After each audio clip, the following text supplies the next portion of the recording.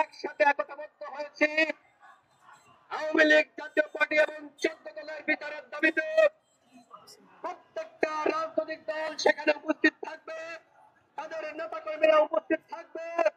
আমরা সেখানে গণজমায়েত করে সরকারের উদ্দেশ্যে বলতে চাই, আওয়ামী লীগকে যে পথে চাপা যাবে সেই পথে আওয়ামী লীগ বাংলাদেশে রাজনীতি করতে পারে, জাতীয় পার্টির 14 দল বাংলাদেশে রাজনীতি করতে পারবে না।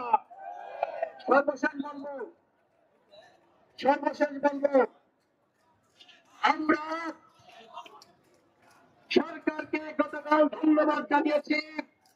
সরকার প্রধানের পক্ষ থেকে মৌলাকুরকে বিদেশে উন্নত চিকিৎসার ব্যবস্থা গ্রহণ করা হয়েছে।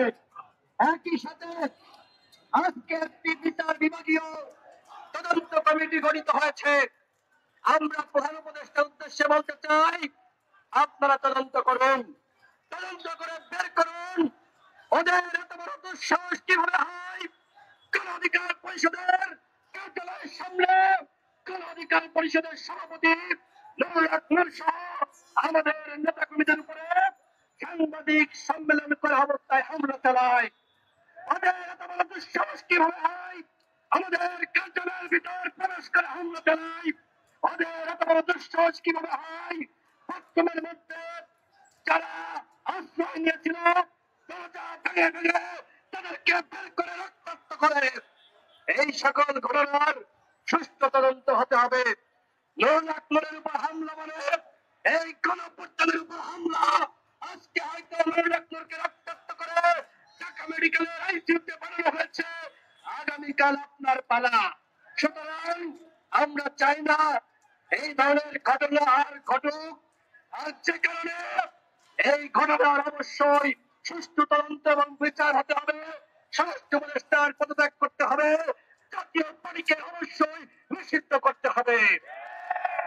আমি দেশবাসীর কাছে আমি ক্ষমা চাচ্ছি, ঢাকাবাসীর কাছে ক্ষমা চাচ্ছি।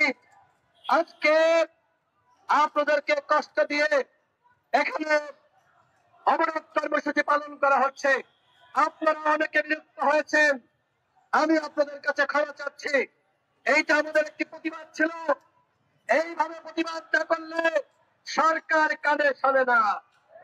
সরকারকে আমরা কিন্তু সময় দিয়েছি এবং আমরা এটিও জানিয়েছি আমরা রাষ্ট্রে বিশৃঙ্খলা তৈরি হোক, আমরা কিন্তু সেটি চাই না। আমরা এই সরকারকে সহযোগিতা করছি। এই সরকার আমাদের সরকার। গতকাল গণ অধিকার পরিষদের সাথে মাননীয় প্রধান উপদেষ্টার বৈঠক হয়েছে। সেখানে দলের পক্ষ থেকে আমি স্পষ্ট ভাবে সরকার প্রধানকে জানিয়েছি, আপনাদের ভুলগুলো নিয়ে আমরা সমালোচনা করি, তবে আপনারা ব্যর্থ হন আমরা সেটি চাই না। গণ অধিকার পরিষদ সেই ধরনের কর্মসূচি পালন করতে চায় না। গণ অধিকার পরিষদ এই গণঅভ্যুত্থানে যে ভূমিকা পালন করেছে, 18 সালের কোন সংস্কার আন্দোলন, 24 সালের কোন সংস্কার আন্দোলন, এই দীর্ঘ 7 বছর আমরা লড়াই সংগ্রাম করেছি।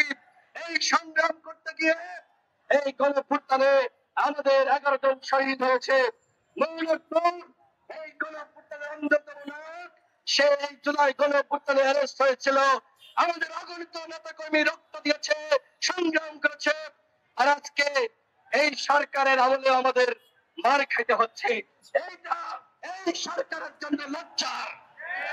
গতকাল প্রধান উপদেষ্টা বলেছে নুরুল আকমল আওয়ামী লীগের আমলে প্রায় 22 বার মার খেয়েছে।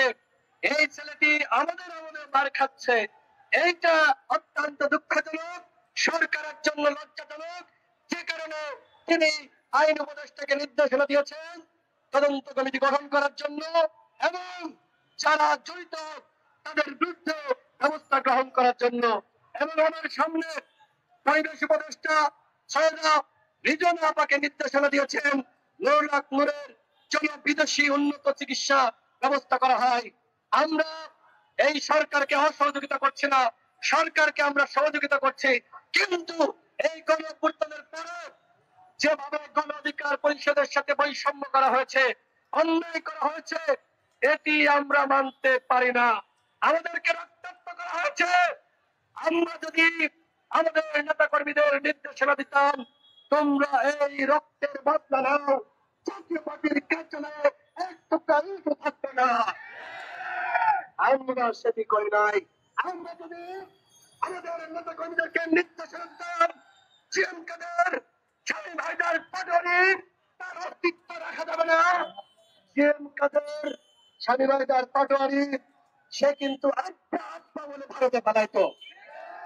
আমরা আইন নিজের হাতে তুলে নিয়ে নাই। আমরা সরকারের দিকে তাকিয়েছি। সরকার এই অন্যায় এবং হামলার কি ধরনের ব্যবস্থা গ্রহণ করে।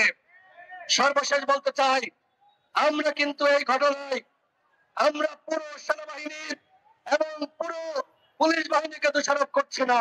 এই বাহিনীর মধ্যে যারা ফাঁসিবাদের দোষর রয়েছে, যারা আমাদের উপর হামলা চালিয়েছে, আমাদের বন্ধুদেরকে লাঞ্ছিত করেছে, কার্যালয়ে হামলা চালিয়েছে, তাদের বিরুদ্ধে ব্যবস্থা নেওয়ার জন্য আমরা আহ্বান জানিয়েছি। আমরা বলেছি সেনাবাহিনী, পুলিশ বাহিনী, তাদের বেতন আমাদের ভ্যাট এবং ট্যাক্সের টাকায় দেওয়া হয়। এই বাহিনী আমাদের বাহিনী। আমরা পুরো বাহিনীকে কোনোভাবে দোষারোপ করি নাই। তবে এই বাহিনীর মধ্যে যারা ঘাটতি মেরে থাকা আওয়ামী দোষর রয়েছে, তাদের বিরুদ্ধে ব্যবস্থা নেওয়ার আহ্বান জানিয়েছি সরকারকে। আমরা আজকে এই অবরোধ প্রত্যাহার করছি।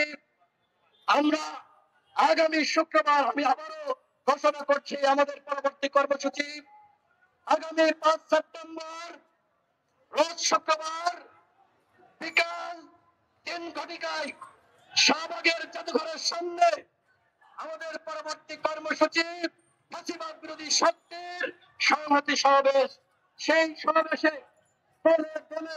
আপনাদেরকে উপস্থিত হওয়ার আহ্বান জানাচ্ছি।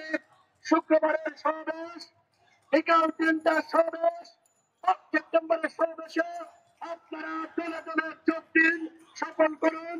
আমাদের সাথে অন্যায় করা হয়েছে, রক্তাক্ত করা হয়েছে, আমাদেরকে আইসিইউতে পাঠানো হয়েছে, অবশ্যই এর বিচার হতেই হবে এবং স্বরাষ্ট্র উপদেষ্টাকে পদত্যাগ করতে হবে, চন্দ্রবাড়িকে নিষিদ্ধ করতে হবে।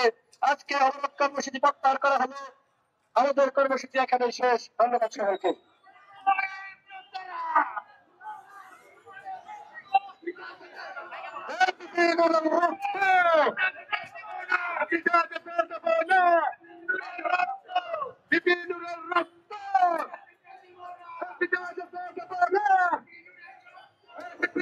এইমাত্রই গণ অধিকারের যে অবরোধ, সেই অবরোধটি প্রত্যাহার করলেন।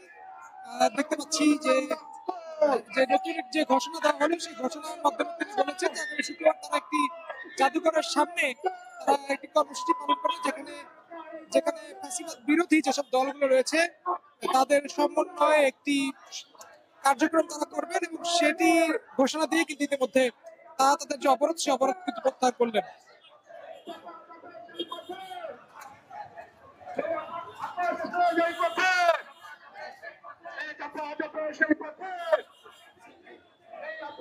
সেই পথে